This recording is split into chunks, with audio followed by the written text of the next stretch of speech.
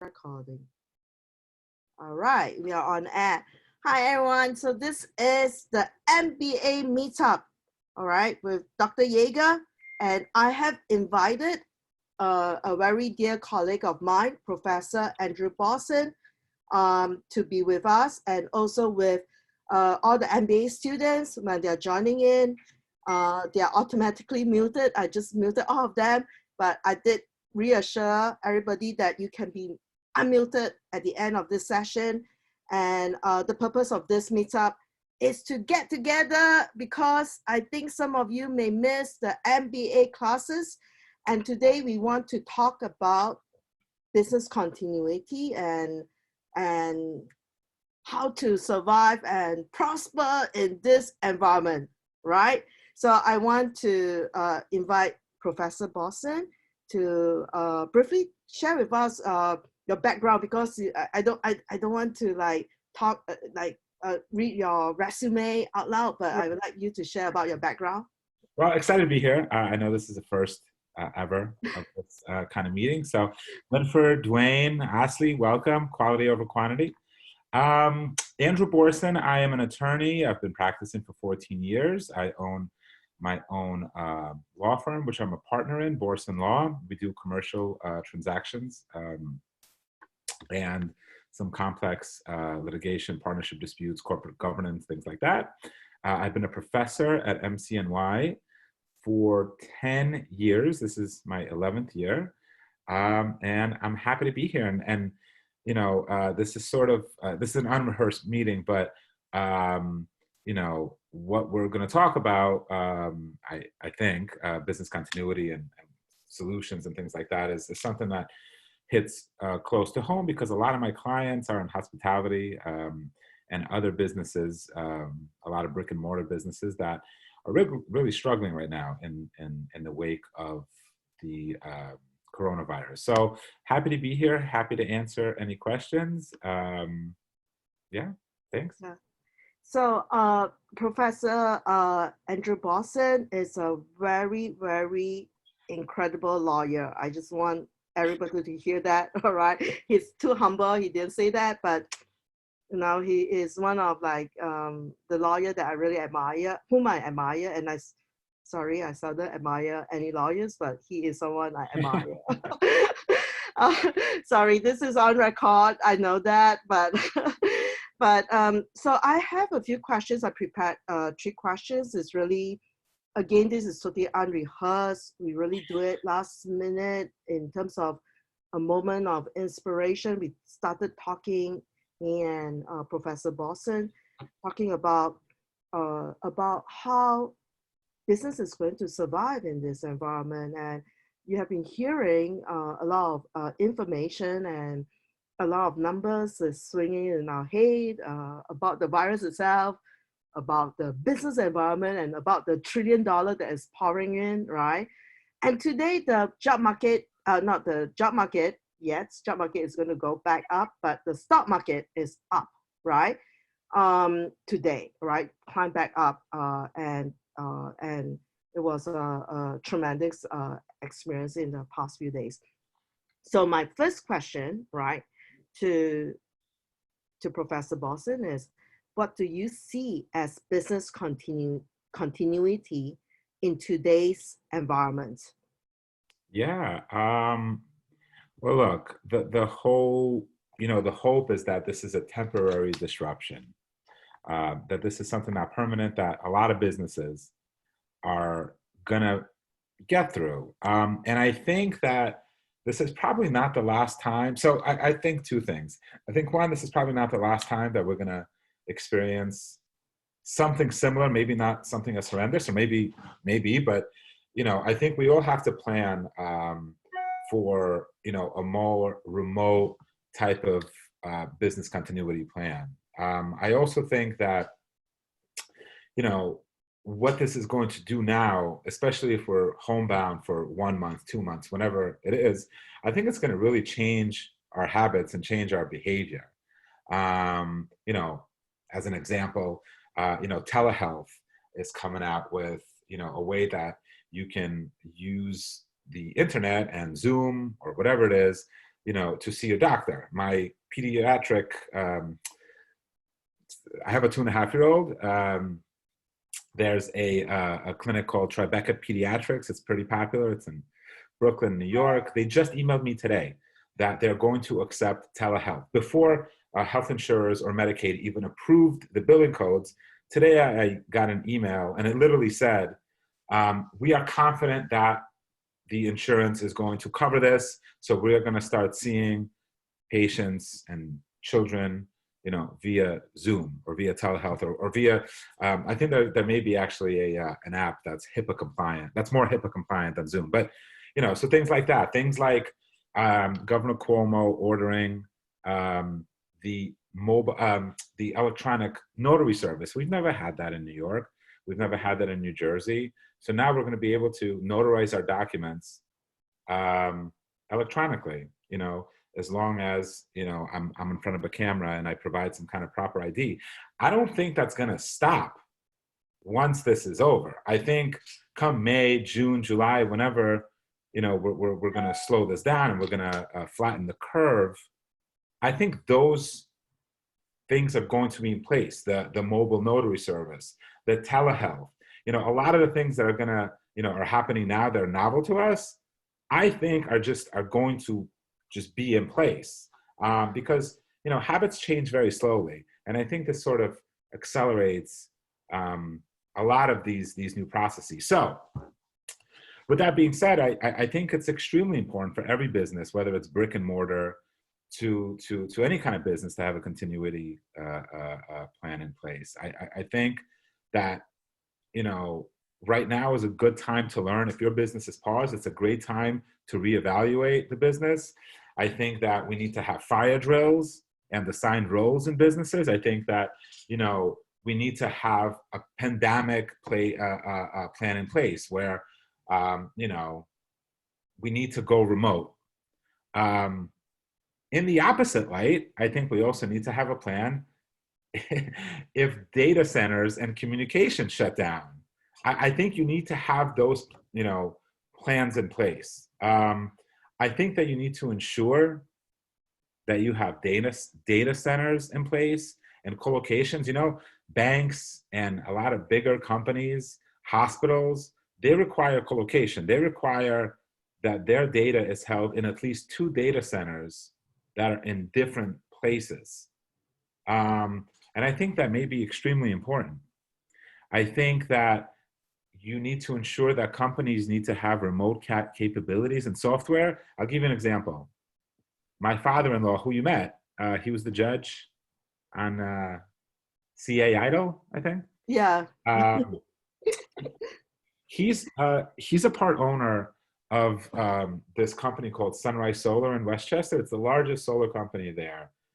And they implemented a computer / voice system 2 years ago. We're talking 2018, and it was not voice over IP. So they don't have remote capability. They can forward calls, right, to a cell phone, but they can't forward extensions. So there's 20 people working, 18 people working for them. They each have their own extension. They don't have the capability to forward extensions to cell phones or remotely. So they had to shut down. I can't, he's losing some business. So, those kind of things. I think there needs to be emergency contacts in place. There needs to be communication trees that are clearly defined. There needs to be roles within the company, that, are assigned in case something happens. And quite frankly, I think that we're going to see, more and more businesses implement a work at home strategy. I think before it was, kind of like in school, when I was in BU, this was in 99, we never had Moodle or Blackboard. I think it was treated as something like, who's going to do work remotely? I think it's the same thing. I think, and now look at education, look how it changes. I know that with this pandemic, I know Harvard and Yale and all of these large schools opened up MOOCs to a far wider audience. And I think we're going to see that now with businesses. I think there's no need, if a person can work remotely, there's no need for them to constantly come in. I think 9 to 5 is slowly going to break down. And I think that a true continuity plan is going to encompass those roles. And if you want to talk about it, you know, roles for survival, roles, you know, to get creative and things like that. But I think as far as business continuity plan, I think not only do we need to have one that's more focused on remote capabilities, but I think that it's almost mandatory, because I think we're going to shift. You know, I think this is going to be the spark that a lot of businesses are going to shift their capabilities into these kind of remote Zoom or what have you. So one of the MBA students, Tessa, in one of my Zoom class, which we actually started 2 weeks ago, right? The online video conferencing class, right? And she said technology has made the world smaller, and definitely you touches a lot about the remote capability. And today I just heard from Governor Cuomo that actually 600 mental health workers volunteer their time, right? That is all this support for mental health, right? For this very stressful time for many people, free online. So actually there's a hotline, right? If anybody wants to pick up the phone to call, and I'm going to distribute to everybody I know, right? This is from the New York Department of Health. And it's very comforting to know that technology can actually bring in together very good people. Yeah. One of the reasons why some of the people who are joining this meeting, and I did automatically put you on mute, and also video mute, and later on I will release everything, right, so that you can have a chance to speak up also. It's because there are hackers now that hack into our meetings like this, right? And so I'm just doing some precautionary, and so so there are things that the technology at this moment, as we are kind of like in the moment, has it totally unrehearsed, like this session totally unrehearsed, right? And I was just thinking about, just now you also remind me that we should host another MCNY, the constructive action either, you know, competition, right? With this remote setting, right? And it will be fun, all right? So there are a lot of talks about that, and also a lot of talks. Actually, the next few days, I want to have this session on, if we can, on a daily basis, just like on the weekdays, right? Weekends we can take a break from each other. But I'm thinking about bringing my anybody like even from Italy, from Spain, come and invite them to talk about really relevant business topic as we spend time at home, right? So my next question to Professor Borsen is the following. You talked a lot about technology and also the creative use, and I'm sure there's a lot of creative ideas about business. But first, let us go back to business survival, right? This is not, you know, like the moment, right? Okay, like all of us like are feeling it. It's not an easy time for a lot of us. So, and for businesses. So I read about some of your blogs, and you talk about some tips about using insurance, looking into your insurance policy. And I know you are a super lawyer, and so you can read through all these documents and, you know, and find the way to like what to look for, right? Do you want to share a bit about survival strategy, some of like the insurance, like the policy, business policy that people now should look into? And of course, that is still decided about all these rescue packages the government has getting into small steps into agreeing it. And so a lot is still unknown, but you as a professional, a lawyer, attorney looking into this, what would you advise? Yeah, I mean, I can only tell you what I've, some of my clients experienced and what I've been advising them because every day, um, you know, I, every day in March has been something different. Either, New York City announces something, New York State announces something, there's some funds for relief. I know Facebook opened up a fund. So in terms of survival, I think there's a couple of different avenues that people can explore. There's the traditional, there's the governmental way, right? So New York City specifically is offering two things that I think are grand. One is the 40% payroll grant that covers payroll up to $27,000. You have to have, I believe, less than 5 employees. You have to be located in New York. You have to have had at least a 25% revenue decline from 2019 to 2020. The way they measure it is a little strange. They measure January, February to January, February 2020 to January, February 2019. I think they may have opened up March, but March is not over. So, most people's business are not, I don't believe is going to start to decline until March or April. So we'll see. There's a interest-free business loan for up to $75,000. You can apply to be on the list for that. That has not been officially released. I know that just today, the Senate has agreed on the bill. We have yet to see, exactly how that's going to be implemented or whether it's going to be passed.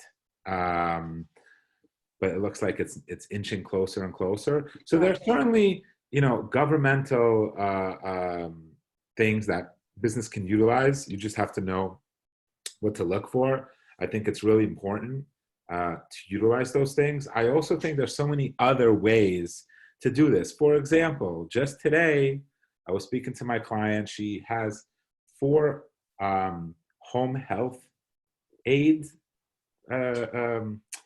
outpatient home health aid companies in New Jersey and some in New York.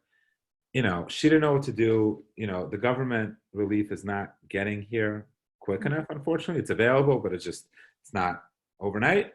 So the first thing I suggested is, why don't we just contact the landlord and see if they can forbear or defer or forgive some of the rent? Because unlike residential leases, commercial leases are completely different. So in a residential lease, you have a place like New York or Brooklyn or whatever it is, someone moves out, okay, you find someone and they move in. Maybe it'll take a month, maybe it'll take 2, but it's not that big a deal. In a commercial lease, it's completely different.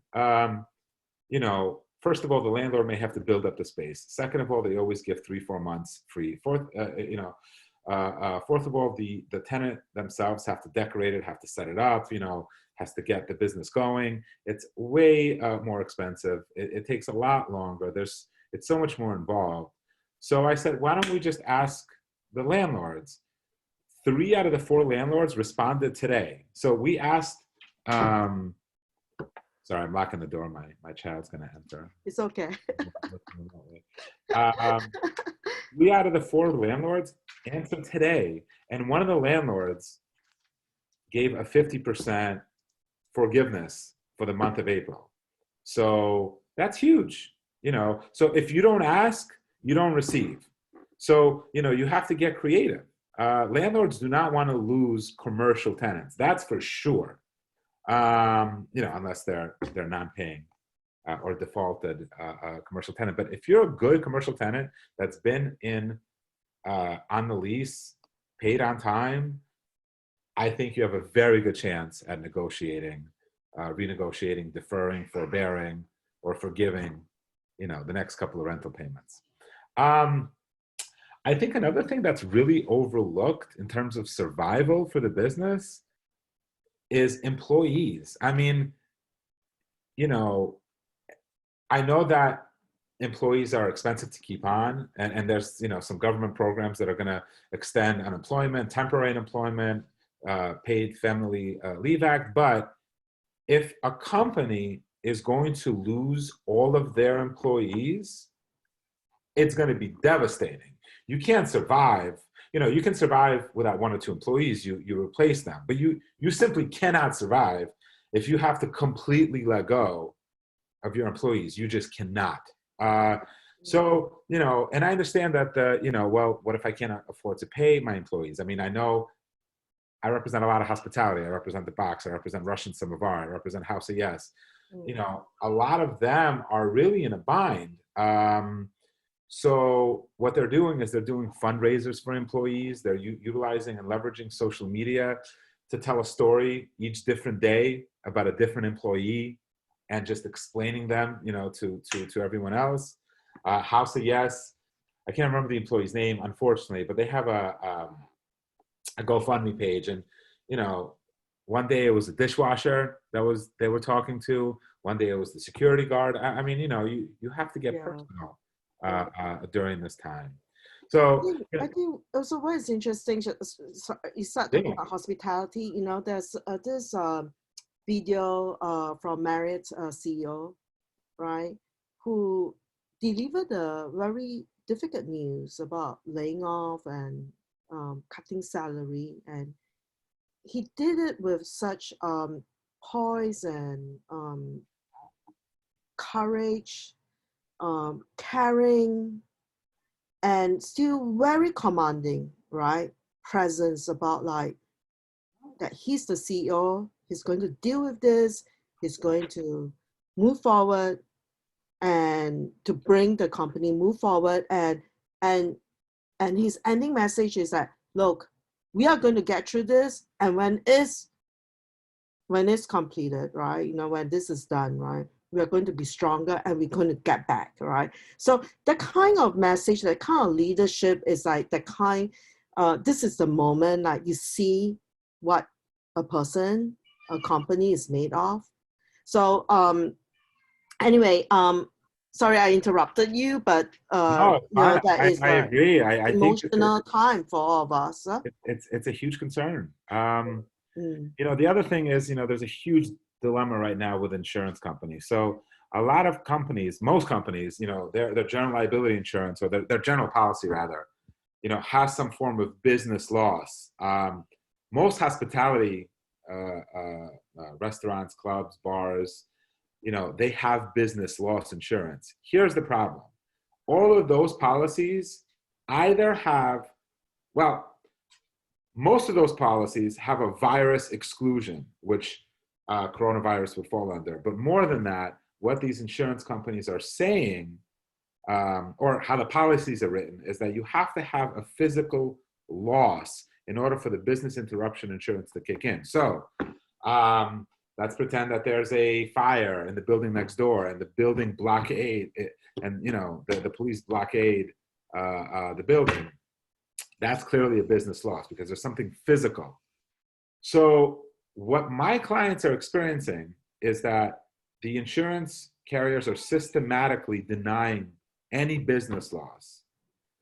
Now, there are states like New Jersey that are preferring a bill that would cover viruses when they are excluded. I'm not sure if that's going to be passed. You know, you're interfering with a private contract. I don't know how that's going to play out constitutionally.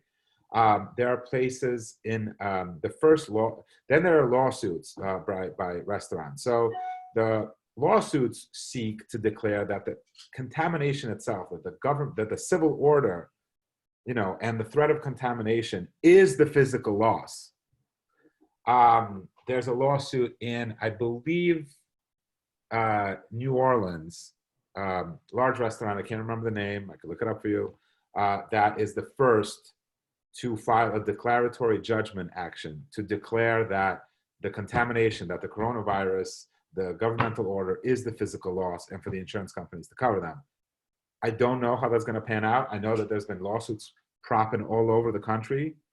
My advice to businesses that have business loss are twofold.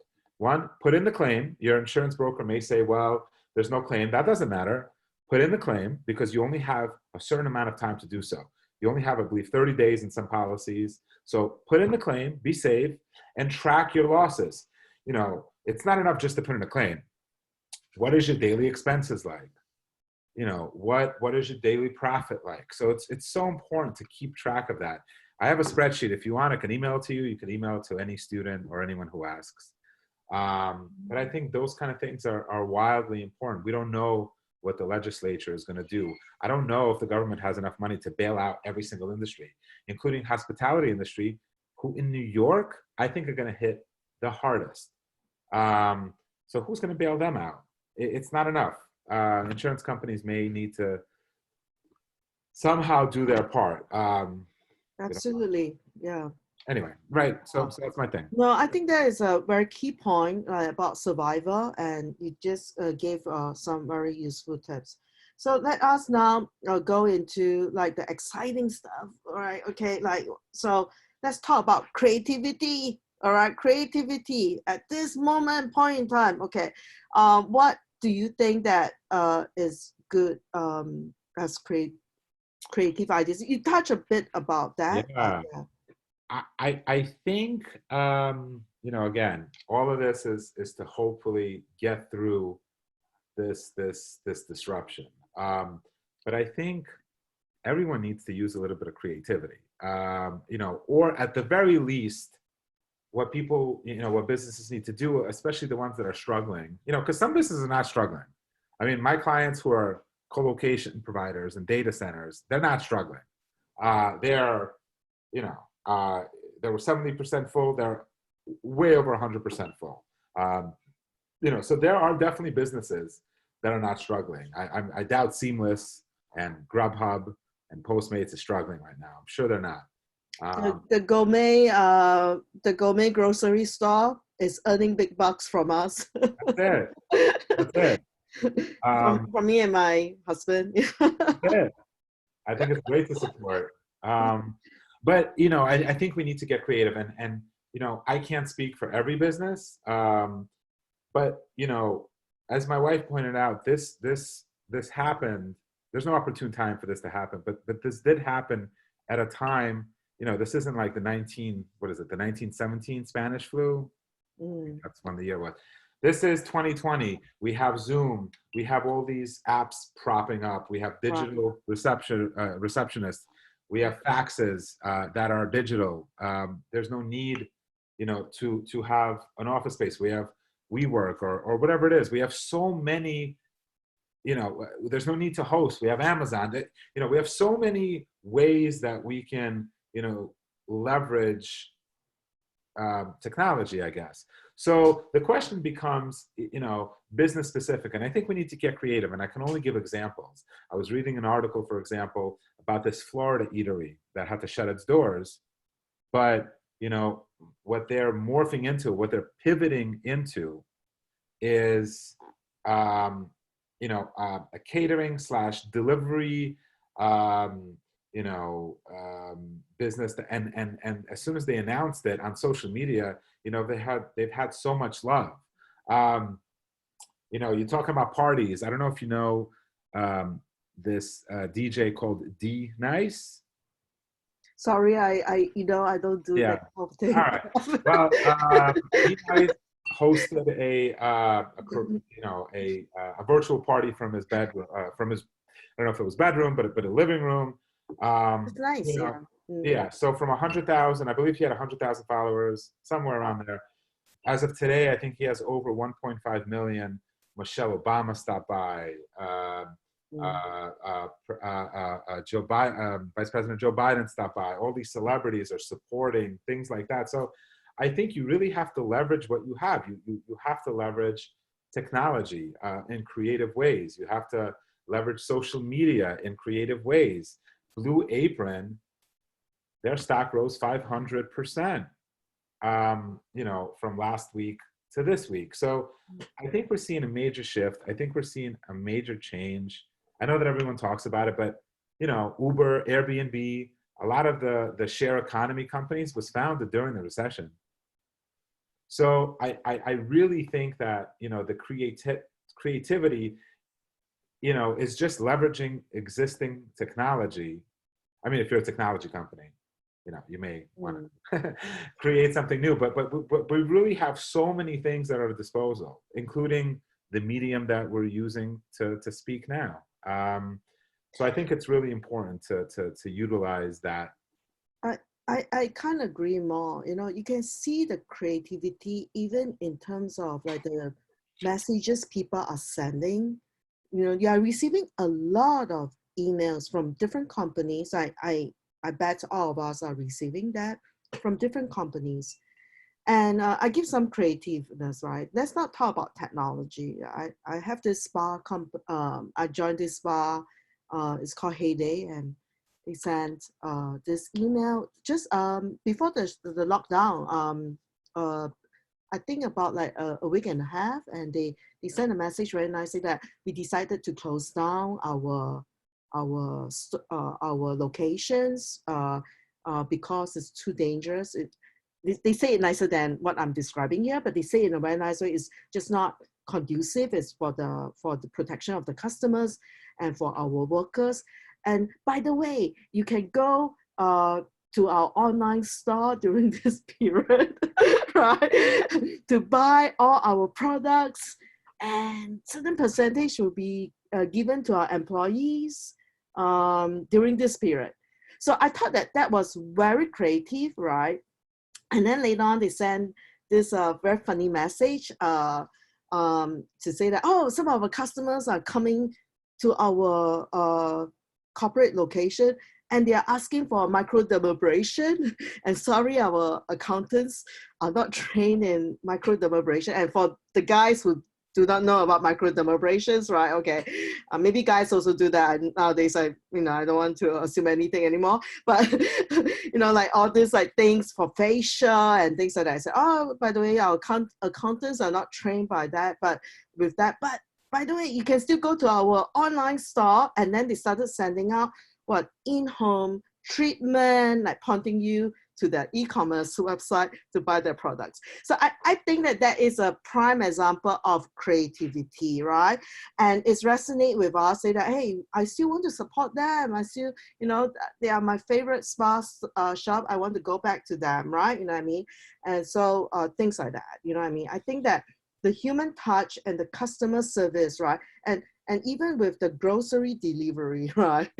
You can see which one are better, right? To dealing with grocery deliveries among in your neighborhood, right?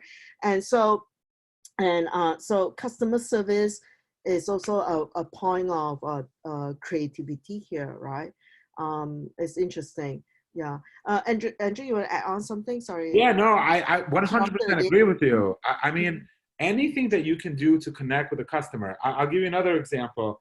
My wife is a physical therapist. She enjoys exercise, and you know, all of her favorite places to exercise, Physique 57, Soul Cycle, whatever, berries, whatever it is, they're closed.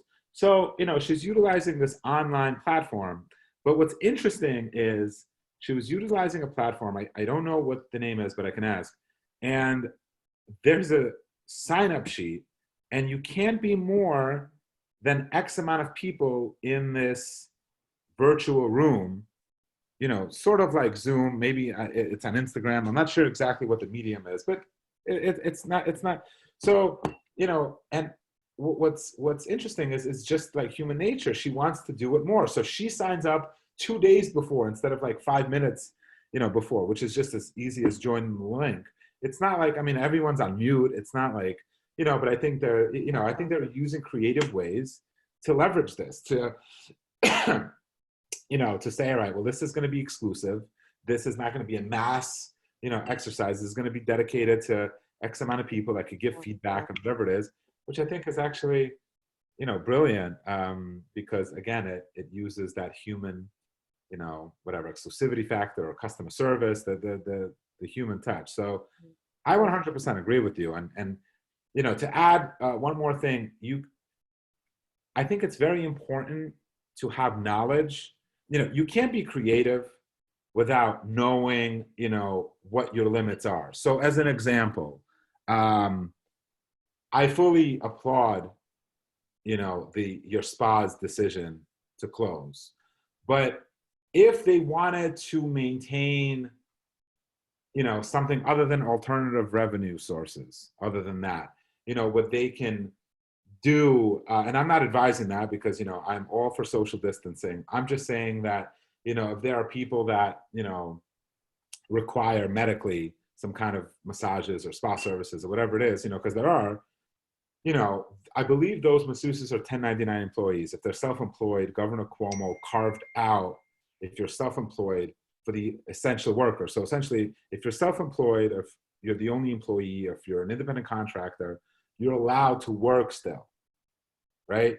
There's no ban on working. So, get the 1099 people and get them to connect with the customer directly and possibly, but I don't, I'm just saying that, that could be a creative way for a medical spa, let's say, to Yes. still maintain, you know, a necessary medical, treatment, whatever. Right. But yeah, I agree with you. I think there's creative ways, and I think, you need to utilize everything at your disposal, whether it's customer service, whether it's alternative revenue streams, whether it's, loopholing, or not loopholing, but, and not getting around the law, but understanding the law and understanding what you can and can't do. All right. So I think that actually we talk a lot. It's now like 41 minutes. We can talk forever. I'm going to unmute everybody. All right. Those who have been patiently with us, and thank you. And I'm going to unmute all. All right. Hello, all, everybody. My dearest MBA students from Metropolitan College of New York. Hello. Yeah. Hi. Any questions or any? Hi, guys. Hey. Hi. Okay. Yeah. You can show yourself on video if you want, but this is recorded. I just want to make sure that everybody knows that. And I'm going to put it on. I'm going to create a MCNY MBA channel on YouTube, and I'm going to put this one as the first one, right? Okay. So I just you can show yourself if you want to. All right. Okay. Yeah. Okay. I just wanted to say real quick that Professor Borsen, I appreciate your insight, and it was definitely a real pleasure to hear your take on what's going on. And you mentioned a couple of key points that I thought that was pretty interesting. One is just really getting to know your continuity plan. You mentioned working your full spare exercises. You also mentioned about mass communication within your company and being relevant. So I think that's definitely a necessary start to really practice continuity, because it's really about continuing with the business, and that's pretty much creating a new norm if necessary. So Sure. I appreciate that, and thank you for it. That's no question. Good job. Thanks, Win. I appreciate it. Anyone else any questions or comment? You can unmute yourself, right? Okay. Okay. So I think with that said, I think that this is really kind of like a moment I just felt that we need this get together. So I was like an hour ago, I was thinking about what to call this meetup, right? And I decided to just call it MBA Meetup, right? And with everybody. So I'm going to definitely invite Professor Borsen to join us again. And I'm also going to invite some of the MBA students who wants to speak and maybe with me, on this forum. And then we will have a bit structured contents. And also, I think that I also like everybody to share your thoughts of the day, right? If anybody wants to share your thoughts of the day, we are in the apartment, and I was chasing after this cat, forever. And any thoughts for the day, that you want to share with everybody? Yeah. I don't want to be a Mike Hogg, but the reason why I kind of gravitated towards that was since 9/11. When World Trade had went down, there were 600 something companies operating within the World Trade Center, and out of the 600 something companies, 550 something companies never opened their doors, And this is way bigger than that. So business continuity is really important. I think that everybody should really sit back and be creative with, building, continuity for their business. So I think that, again, this is really important that we start thinking about some of the ways that we can improve our plans and not just wait for the government and wait for added support, but to do our best to make sure that we're ahead of the curve. That's it. And I'm also a graduate from the Emergency Management Department, MPA. So, absolutely. That's what we. Winfred, yeah, you were a student of mine. I think 2 semesters. That was good. Yes, I was a student of yours. I started with the MBA, and then I moved to the MPA. Got my MPA in Emergency Disaster Management, and came back and finishing up MBA in Finance. Love it. Pretty excited, and business continuity is what I'm looking to do. Thank you, Winfred. No one can ever forget about you when they meet you. And great ideas. Thank you. I really mean it. And yeah. I think Winfred talked about something about leadership as well, which I think for me, the thought of the day is that we really can have a chance to show our leadership and to support others, or maybe you be the showcase, or rather you be the not showcase, but to show as an example to your other colleagues at work. Maybe some are not very good with technologies or whatever, but it's a time to show patience and also support and leadership with each other. I think that with that said, I think that if no one else have any more to add on, I will have another session at 6 p.m. with the same address, and I'm going to now go and find another impromptu person. And I really want to say first, before we end, I want to give a clap, right, to Professor Borsen. Thank you so much. Thank you guys so much. I really hope that everyone stays safe. Winfred, Dwayne, Ashley, everyone here at MCNY, in our community in New York, globally. Thank you for having me, and I'll come back anytime. All right. Thank you so much. I will invite you definitely. Thank you. All right. All right. Okay. Everybody. All right. Thank you. Okay. Okay. Bye. Bye-bye.